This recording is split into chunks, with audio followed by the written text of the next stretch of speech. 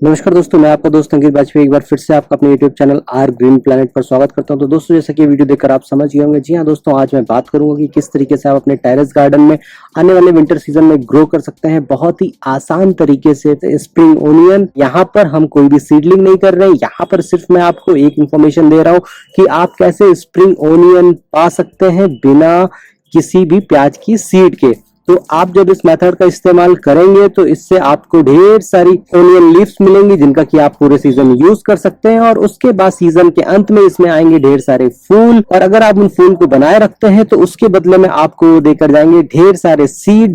तो दोस्तों, जो सबसे पहला आपको काम करना है वो ये करना है कि आपको इस प्याज के ऊपर के छिलकों को हटाना नहीं है, इनको एज इट इज बने रहने देना है। बस नीचे से 10% पोर्शन आपको प्याज का कट कर लेना है। ये देखिए, जनरली ये पोर्शन वैसे भी हम लोग काट कर फेंक देते हैं, तो मैं ये भी कह सकता हूं कि आप प्याज के छिलके से भी प्याज को ग्रो कर सकते हैं। ये दूसरा दोस्तों, बस एक इंपॉर्टेंट चीज बता दूं, क्योंकि जो मैंने लास्ट वीडियो अपलोड किया था तो उसमें कई लोगों के मेरे पास अलग अलग फीडबैक आए थे कि सर मैंने ग्रो किया था लेकिन मेरा 1 इंच से ऊपर नहीं गया या 2 इंच से ऊपर नहीं गया। तो दोस्तों, सबसे मैं आपको जरूरी बात बता दूं कि आप इसके लिए जिस तरीके का प्याज यूज कर रहे हैं वो थोड़ा सा साइज में अच्छा और बड़ा होना चाहिए, क्योंकि जिस तरीके के आप सीड बोगे आपको उसी तरीके का आउटपुट मिलेगा। अगर आप छोटे छोटे प्याज की इस तरीके की रूट निकाल कर लगाओगे तो उसमें जो आपको लीफ मिलेंगी वो बहुत अच्छी नहीं मिलेंगी। तो मेरा पर्सनल एक्सपीरियंस ये है कि आप थोड़े से देखकर मार्केट से अच्छे प्याज लेकर आए।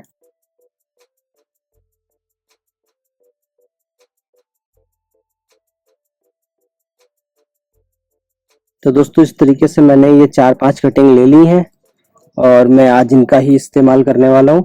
उससे पहले मैं थोड़ा सा आपको इस पॉटिंग मिक्स के बारे में बता दूं। तो दोस्तों, जिस भी पॉट में आपको लगाना है आप लगा सकते हैं। इवन मैंने जो लास्ट वीडियो अपलोड किया था उसमें मैंने डिस्पोजल ग्लास में आपको बहुत अच्छा रिजल्ट ग्रो करके दिखाया था।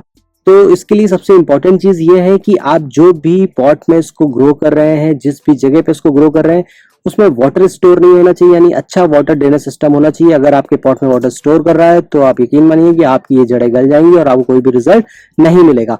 और दूसरी इंपॉर्टेंट चीज ये है कि आप जो पॉटिंग मिक्स ले रहे हैं वो क्या ले रहे हैं। अगर आपने सिंपल मिट्टी में लगा दिया है और उसमें बहुत ज्यादा मिनरल्स नहीं है तो उस केस में फिर आपको बहुत अच्छा रिजल्ट नहीं मिलेगा, और फिर आपको जो रिजल्ट मिलेगा वो आधा या 1 इंची की लीफ मिलेंगी जिसको देखकर आप बिल्कुल भी खुश नहीं होगे। तो इसलिए मैंने जो इसमें सॉइल यूज की है उसका मैं रेशियो आपको बता देता हूँ। इसमें है 50% गार्डन सॉइल, जिसमें मैंने ऐड किया है ये 25% कोकोपीट। इसका लिंक मैंने डिस्क्रिप्शन बॉक्स में शेयर किया हुआ है, तो आप उस लिंक पे क्लिक करके उसको ऑनलाइन ऑर्डर कर सकते हैं, और इसकी जगह पे आप रिवर सैंड का भी इस्तेमाल कर सकते हैं। तो मैंने कोकोपीट यूज किया क्योंकि मुझे ये यूज करना थोड़ा सा ज्यादा इजी और अच्छा लगता है। और दूसरा जो ये 25% पोर्शन मैंने इस सॉइल मिक्स में लिया है वो है ये वर्मी कंपोस्ट। इसका भी लिंक मैंने डिस्क्रिप्शन बॉक्स में शेयर किया है, उस पर क्लिक करके उसको भी ऑनलाइन ऑर्डर कर सकते हैं, लेकिन ये करना कंपलसरी नहीं है। आप इसकी जगह पे 25% इसमें गोबर की खाद को भी इस्तेमाल कर सकते हैं। तो अगर आपको वो इजिली अवेलेबल होती है तो सो गुड, अगर नहीं अवेलेबल होती है तो आप इसको ऑर्डर करके मंगा सकते हैं। तो दोस्तों, ये 3 चीजें इसमें पड़ी हैं 2:1:1 के रेशियो में, और इसके बाद ये मेरा ऑलमोस्ट पॉटिंग मिक्स रेडी है। अब हमको करना कुछ नहीं है, इस स्प्रिंग ओनियन को ग्रो करने से ज्यादा आसान इस विंटर सीजन में कुछ नहीं है। बस आपको कुछ नहीं करना है, बस थोड़ा थोड़ा सा इसमें गड्ढा करके उसमें बस आपको इनको रख देना है और हल्की हल्की सॉइल से कवर कर देना है। बहुत ज्यादा सॉइल का इसके ऊपर नहीं डाल के रखना है। तो मैं बराबर डिस्टेंस से ये पांचों इसी में लगाने की कोशिश करूंगा।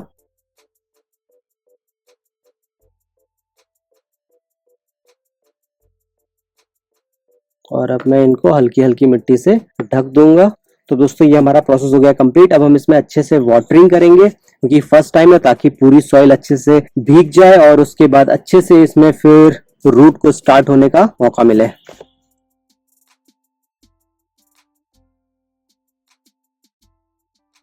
अब हम इसके ऊपर एक हल्की सी लेयर डालेंगे कोकोपीट की, ताकि ये ऊपर का पोर्शन सॉफ्ट भी रहे और जल्दी ड्राई ना हो, अंदर नमी बनी रहे।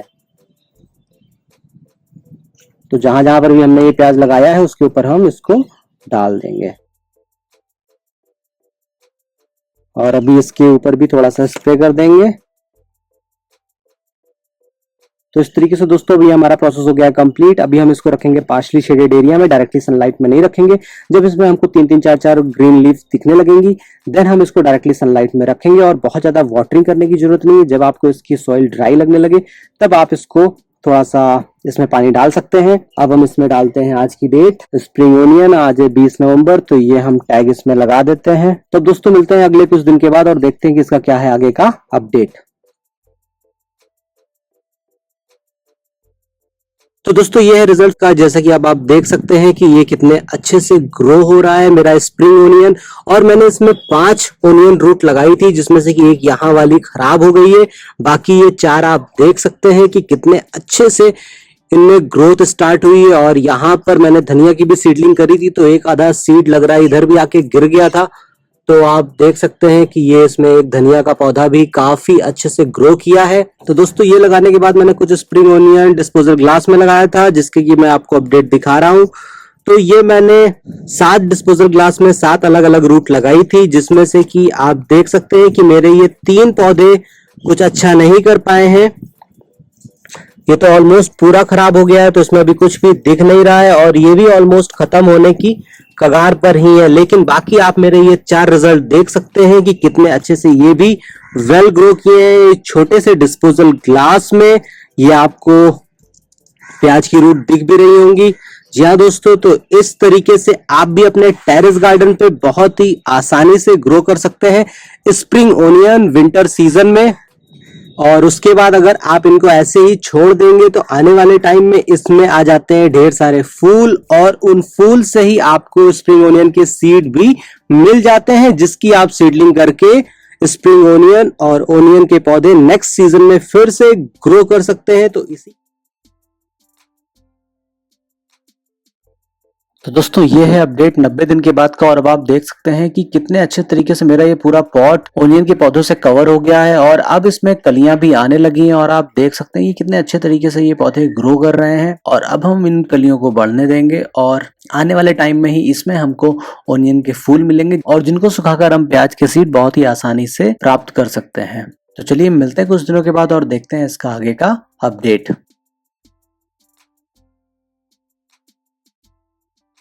तो दोस्तों यह है अपडेट 107 दिनों के बाद का। और आप देख सकते हैं कि कितने अच्छे तरीके से इसमें कितने ढेर सारे प्याज के फूल आ गए हैं। और जी हाँ दोस्तों, इसके अंदर ही हमको मिलेंगे प्याज के सीड। तो दोस्तों इस मेथड से प्याज के पौधे को ग्रो करने का सबसे अच्छा बेनिफिट ये है कि पूरे विंटर सीजन हमको एकदम फ्रेश हरी प्याज की लीफ मिलती है और सीजन के एंड में हमको इसमें मिलते हैं ढेर सारे फूल। और उसके बाद जब हम उनको सुखाते हैं तो उससे हमको मिल जाते हैं प्याज के बीजे। तो मैं आपको यहाँ पर क्लियर कर देता हूँ क्योंकि पिछली बार जब मैंने वीडियो अपलोड किया था तो उसमें बहुत कंफ्यूजन हुई थी। कुछ लोग इस वीडियो को देखकर ये एक्सपेक्ट करते हैं कि इसमें आपको प्याज भी मिलेगा, तो मैं आपको बता दूं कि इसमें आपको प्याज नहीं मिलता है। इसमें सिर्फ आपको स्प्रिंग ओनियन, जिसको कि हिंदी में प्याज की पत्तियां कहते हैं या प्याज का साग कहते हैं, वो आपको मिलता है। और अगर आप उस पौधे की अच्छे से केयर करते हैं तो सीजन के एंड में आपको एक अच्छी क्वालिटी के प्याज के सीड मिल जाते हैं। तो चलिए मिलते हैं कुछ दिनों के बाद और देखते हैं इसका आगे का अपडेट।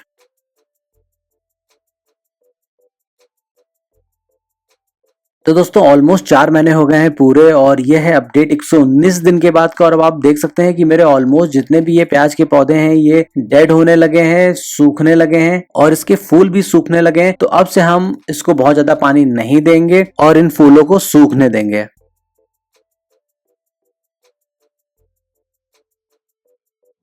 तो दोस्तों ये है इसका फाइनल अपडेट। तो अभी हम इसमें से काफी इसके सीड पकने लगे हैं तो हम ये सारे सीड कलेक्ट कर लेंगे।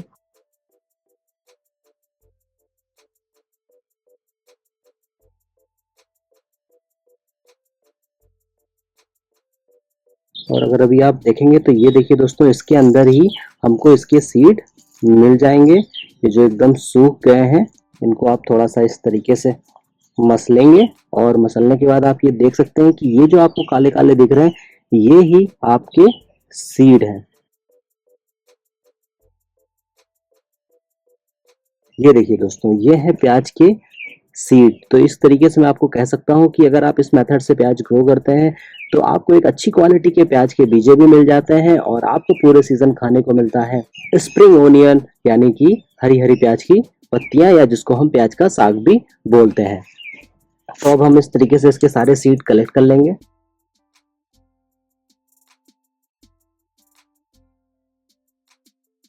तो अब हम दोस्तों इस तरीके से इसके सीड निकाल लेंगे और उसके बाद इनको 2-4 दिन तक छाँव में रखेंगे, डायरेक्टली सनलाइट में नहीं रखेंगे। और जब ये पूरी तरीके से ड्राई हो जाए, हम इस चीज़ को इंश्योर कर लें कि हाँ, ये पूरी तरीके से ड्राई हो गए हैं। देन हम इनको न्यूज़पेपर में रैप कर देंगे और न्यूज़पेपर में रैप करने के बाद एयर टाइट पॉलीथीन में बाँधकर इनको शेडेड एरिया में रखेंगे। ऐसे प्लेस पे नहीं रखेंगे जहाँ पर नमी हो या डायरेक्ट सनलाइट आती हो। और फिर जब अक्टूबर-नवंबर के महीने में इनकी सीडलिंग का टाइम आएगा, तब हम इन सीड्स की सीडलिंग कर देंगे। तो